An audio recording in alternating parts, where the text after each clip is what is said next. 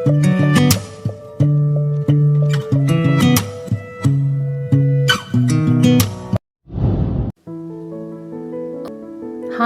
happy Krishna Janamashtami. Spiritual significance of Krishna Janamashtami is an auspicious day in the Indian calendar when we celebrate Sri Krishna Janamashtami. It is the most joyous festival among all the Indian festivals. Sri Krishna is the first prince of Satyuga, also called the Golden Age or Heaven. The meaning of the name Krishna is the one who attracts.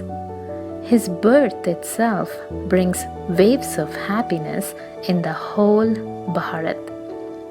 It is the sign that the new world has begun. That is the sign that Satyug, the Golden Age, has come. His birth marks the start of the world cycle. Shri means elevated. God is the greatest and the highest, that is Shri Shri, and He makes us Shri just like Him. Krishna takes birth to a king and a queen who rules the world at the end of Sangam Yug, also called as Confluence Age. It is with Sri Krishna, who is the number one soul, with whom the whole drama begins. Radha is the princess of another kingdom. They both will marry when they grow up, and together they will be called Sri Lakshmi Narayan, where Sri Lakshmi is the name given to Radha and Sri Narayan is the name given to Krishna after their marriage. The kingdom of Lakshmi Narayan begins.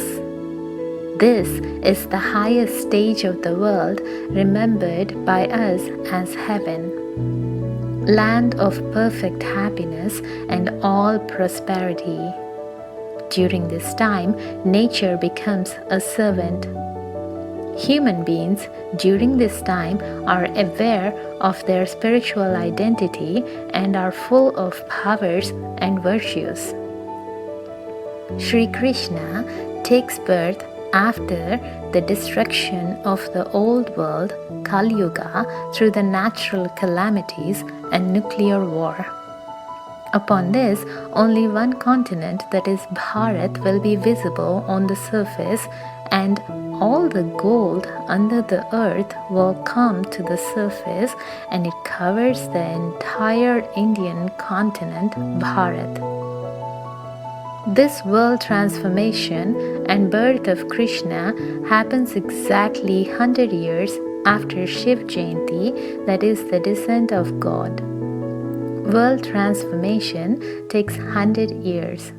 Thus, it can be estimated that in or around 2036, the birth of the first place, that is, the first prince, Krishna, will take place in a sacred place beyond all sorrow that the world offers. Krishna's parents would be the king and the queen at the end of Sangam Yug, that is Confluence Age. It will be a place where only pure and divine souls reside. No soul with an impure vision can see the deities. When Sri Krishna is born, the whole community of deity souls will know through visions. Sound will spread through nature that the first child is born at the king's palace and the new world has now begun. Joy will arise. The last trace of sorrow will end. This is an absolute morning time of the world cycle. If we explore the life in Satyuga after the birth of Krishna, many other deity souls will come, that is, take place one by one, and the new world will begin with around 900,000 deity souls who are 100% pure and perfect. Then a kingdom is established. Every child will be called a prince and princess, not only Radha and Krishna. The new world starts when Lakshmi and Narayan take the seat of the world emperor and the world empress. There will be a population of only 900,000 at the beginning. This is the most perfect world. Life in Satyuga with Krishna is playing, eating, dancing, and sleeping. The world created by Godfather himself is a place beyond imagination. There is a sheer joy in every aspect of life. Joy is visible in the eyes of deities, in their speech, in their way of walking and dancing.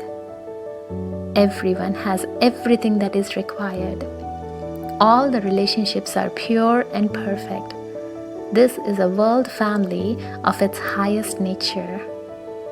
So, on this auspicious day, we are honored to share this spiritual significance and wish you all hearty, happy Krishna Janmashtami.